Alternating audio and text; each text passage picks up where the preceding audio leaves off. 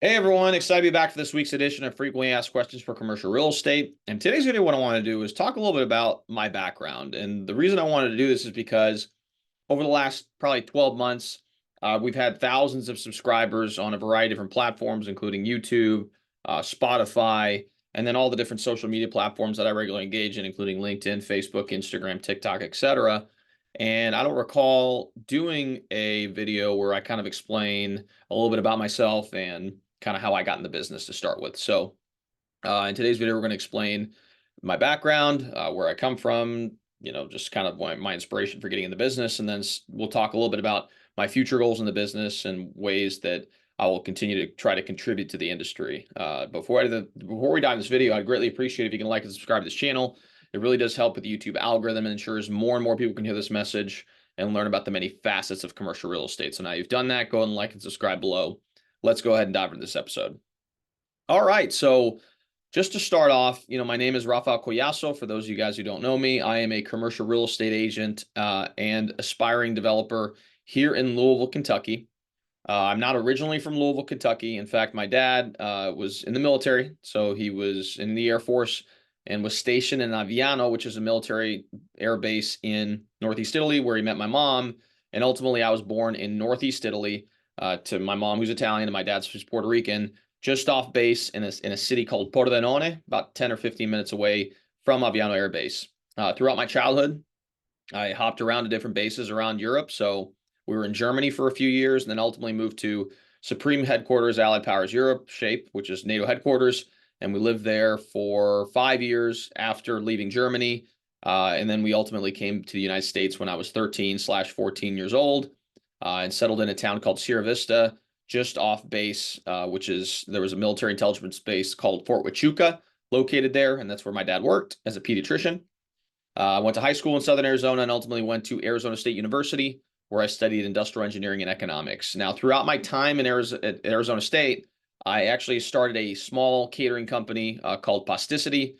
We utilized a lot of the recipes that my grandfather had from Italy and created a pasta catering service. So we were servicing different school organizations and did some corporate lunches for local corporations. And I did that throughout college. And then right out of college, I got accepted into a business incubator in Phoenix that kind of taught you about how to start a business and run your operations. And I decided to go full steam into that.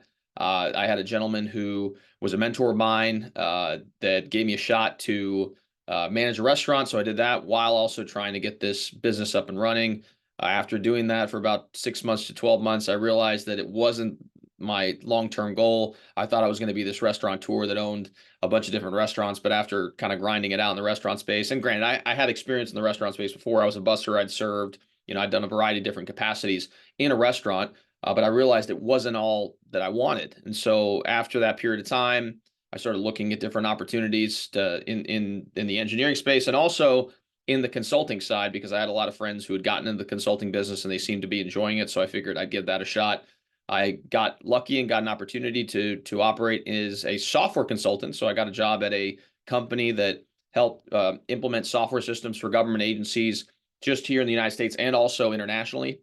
So I had the privilege of being able to work in Washington, D.C. for a couple of years. I moved to Puerto Rico and San Juan, Puerto Rico, and that's where I met my wife, Melanie Rivera. Beautiful and obviously intelligent, and very thankful to have her in my life. And it was great also while living in Puerto Rico because I got to be closer to my dad's side. My family's from Calle, Puerto Rico, which is in the middle of the island. And so it was nice to be close to my abuelo and all my other cousins and other family members while I was there. And ultimately, I moved to Louisville, Kentucky after Hurricane Maria. And when that project got put on hold, and I was part of a team that helped implement the financial software system for the city called EMITS. Over the period of that time, I would say over the last 2 years of my tenure at that company, I'd been kind of looking at different opportunities. I knew it wasn't what I want to do long term in my life, and so I started looking at different options to be able to start a business because I've always been somewhat entrepreneurial, or different career paths that kind of had an entrepreneurial tinge to it. My mom was a successful agent in Arizona for many, many years. And so I started looking at the residential real estate route as being an option. Based on the conversations I had with her and the research that I did, it just didn't seem like it would really fit my personality. And that's when I found commercial real estate. And so I found that you're able to work with business owners. Again, I was a small business owner myself for a little period of time, and I really enjoyed the experience. So being able to provide that context was something that appealed to me. And then also on the investment side, again, coming from an engineering background, numbers and logic is something that I really enjoy. And so I figured, you know what, this may be a better fit for me when it comes to the career path that I want to take. And so prior to transitioning away from what I was doing before, I had bought a fourplex, 4-unit apartment building, and I ended up moving in one of the apartments and renting out the other three. And then, I got into the commercial real estate space full time. I didn't know what to expect. And you hear people telling you all the time that you're not going to make any money in your first couple of years. And I kind of brushed it off saying, there's no way I'll be able to do something. But in reality, what ended up happening was in my first year, I think I made $13,000. My second year, I think I made just under 40, third year in the 60 range. And then finally, come year 4, I started actually transitioning post 6 figures. And so last year was my best year, and this year I'm building upon that, and hopefully this year is even better than last year. But again, it's something that just takes a slow grind until you get to that point. As far as my, what I've been doing in the space outside of just obviously my day to day is I'm a content creator. So I create YouTube channel. I have a YouTube channel. I have a podcast called the Commercial Real Estate 101 Podcast that I've been running since April of 2020. And again, we started that podcast really in response to COVID. Everyone was at home. All my clients that I had at the time, which weren't that many to begin with, because I was 8 months into the business, they decided they were essentially not going to do anything. And so I figured, okay, everyone's at home, so might as well start creating something online so people can start engaging and build content that satisfies that need. And so, obviously at the time when I started, there weren't that many content creators out there creating content for commercial real estate. Now there's quite a few more, and that's phenomenal because I felt that the commercial real estate industry is such a gate-kept industry that it's really hard to gain information and access information. And so I'm really thankful to be able to contribute to that ecosystem, and hopefully over time I continue to do that as well. And I'm also an author. I started writing back in 2016, and ever since then I've written 7 books, 4 on personal and professional development for young professionals. The series was called the Millennial Playbook series. And then as I got into commercial real estate, I started writing a series of books pertaining to commercial real estate. My first book was Before You Sign That Lease, The Small Business Owner's Guide to Leasing Commercial Space. The second book was Before You Buy That Building, The Small Business Owner's Guide to Buying Commercial Real Estate. And my latest book was Before You Sell That Building, The Small Business Owner's Guide to Selling Commercial Real Estate. And it really takes you from the start to finish process about how to perform buying, selling, and leasing commercial property from the business owner's perspective, because I felt there wasn't a lot of content out there pertaining to that. I'm actively writing my 8th book, which is going to be called Before You Invest in That Building. We've started taking on different development projects. My first one, actually, we're going to be starting here soon.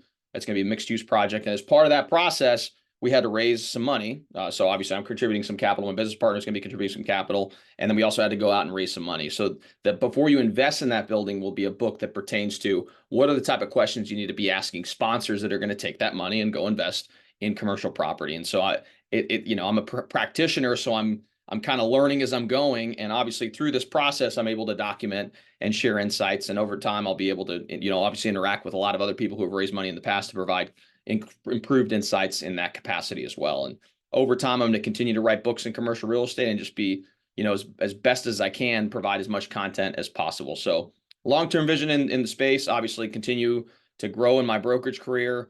As I mentioned before, I have aspirations to do real estate developments. We're taking on our first one here shortly, and hopefully that continues the trend in that direction. I obviously am big into content creation, so I hope to continue to grow this channel and continue to provide as much value as I can to the industry, and obviously becoming a national figure in the space. I mean, that's definitely a thing that I really do want to accomplish. And so those are kind of my, 3 to 5, maybe 10-year goals over time. And, I'd love to hear your guys' take on what you guys want to accomplish in the space, maybe even provide us context with who you are and why you got into commercial real estate. I'd love to hear that in the comments. Obviously, I greatly appreciate everything that you guys have been, you guys do, because obviously you guys are the reason I continue to do what I do. And your support has been immensely helpful and valuable to me. And I hope to continue to provide as much value as possible. Looking forward to reaching new milestones, whether that's 5,000 plus subscribers, 10,000 plus subscribers, 50,000 plus subscribers on YouTube. On the LinkedIn side, obviously, we've been very active as well. I hope to continue to grow and provide as much value as possible to the industry. So hope you gain some value from this video. If you like this channel, please like and subscribe, and we'll see you all next time.